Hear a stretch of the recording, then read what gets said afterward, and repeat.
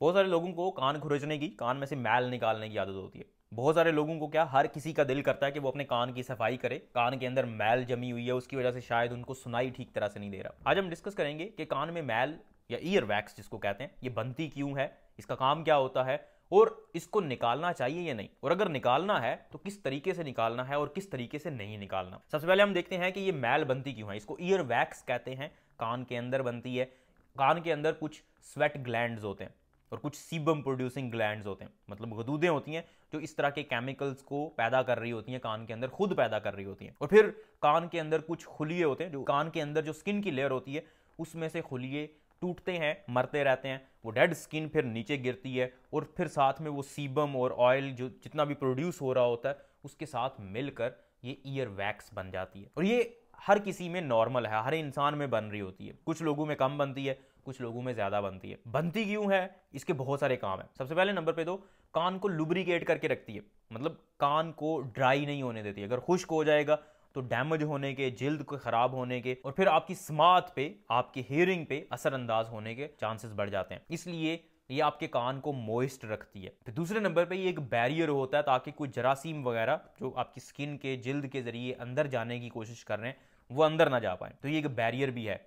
जरासीम वगैरह या इवन छोटे मोटे कीड़े वगैरह भी अगर अंदर चले जाते हैं तो वो उस मैल के साथ अटक के मर जाते हैं और आपके कान के पर्दे को डैमेज नहीं करते। और ये ईयर वैक्स खुद ब खुद बाहर निकल जाती है, आहिस्ता आहिस्ता निकलती है, इसलिए आपको अंदाजा नहीं होता। अब बात करते हैं कि कान की सफाई करनी चाहिए या नहीं। तो जो ट्रेडिशनल वेज हैं, जैसे वो जो क्यू टिप होती है उसके जरिए कान को अक्सर लोग सफाई करते हैं, तो ये बिल्कुल गलत तरीका है। इससे आपको फायदा नहीं बल्कि उल्टा नुकसान होगा। नुकसान कैसे होगा वो देख लें। जब आप क्यू टिप को कान के अंदर घुसाते हैं तो वो जो ईयर वैक्स होती है वो प्रेस होती है। वो जब प्रेस होती है तो वो ईयर ड्रम के साथ, जो आपके कान का पर्दा है उसके साथ जाके लग जाती है। वो क्योंकि वो प्रेस हो गई है वो वहां पे सख्त हो जाती है और उसके बाद वो वहां से निकलती नहीं है। तो पहले नंबर पे तो ईयर वैक्स बाहर निकलने की बजाय, कुछ बाहर निकाल लेंगे आप लेकिन सारी बाहर नहीं निकलती और वो आपके पर्दे के साथ जाके अटैच हो जाती है, जिसकी वजह से आपको सुनने में भी मसला हो सकता है। फिर दूसरे नंबर पे जब आप क्यू टिप को अंदर, कान के अंदर लेके जाते हैं तो उसकी वजह से कान का पर्दा भी डैमेज हो जाता है। बहुत सारे लोग होते हैं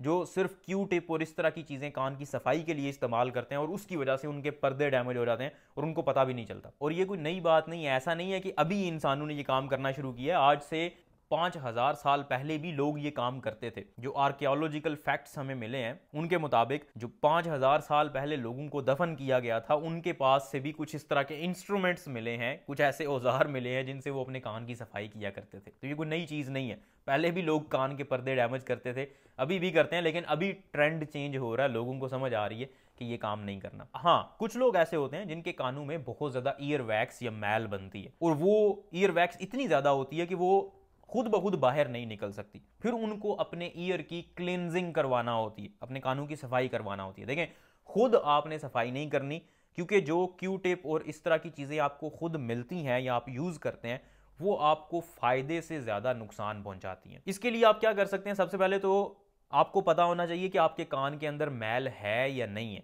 बहुत सारे लोग ऐसे होते हैं जब उनको कान में दर्द होता है तो उन्हें लगता है शायद कान के अंदर मैल है, उनको सुनाई कम दे रहा है, फिर भी उन्हें लगता है शायद कान के अंदर मैल है। हो भी सकता है लेकिन हर वक्त ऐसा नहीं होता। इसलिए अगर आपके कान के साथ कोई भी मसला है तो पहले डॉक्टर को चेक करवाएं। डॉक्टर देखेगा कि कान के अंदर मैल है या नहीं है। अगर वाकई में मैल है और वो जमी हुई है और वो बाहर नहीं निकल रही तो ईयर ड्रॉप्स इस्तेमाल किए जा सकते हैं। वो ईयर ड्रॉप्स, कान के अंदर डालने वाले कतरे होते हैं, वो उस मैल को नरम कर देते हैं और वो जब नरम हो जाती है तो वो खुद ब खुद बाहर निकलना शुरू हो जाती है। अगर ईयर ड्रॉप्स से भी फर्क ना पड़े तो ईएनटी के जो डॉक्टर्स होते हैं उनके पास कुछ स्पेशल इंस्ट्रूमेंट्स होते हैं जिनकी मदद से वो कान की मैल को बाहर निकाल सकते हैं। लेकिन आपने खुद से ये ट्राई नहीं करनी। कान की मैल निकालने में मजा आता है, हर किसी को आता है, ठीक है, क्योंकि कुछ नर्व्स होती हैं, उनकी स्टिमुलेशन से आपको थोड़ी सी उस तरह की फीलिंग आती है, लेकिन ये फायदेमंद चीज नहीं है। इसलिए आपको ये काम नहीं करना चाहिए। अगर आपको ज़रूरत है, आपको लग रहा है कि आपकी हियरिंग मुतासर हो रही है या कान के अंदर दर्द हो रहा है या खारिश हो रही है बहुत ज़्यादा, तो फिर आप अपने डॉक्टर के पास जाएं। डॉक्टर देखेगा कि कान के अंदर मैल है या नहीं है। अक्सर औकात मैल नहीं होती, किसी और वजह से ये मसला हो रहा होता है। अगर मैल होगी तो वो उसके मुताबिक इसका इलाज करेगा, लेकिन खुद से आपने इसका इलाज नहीं करना।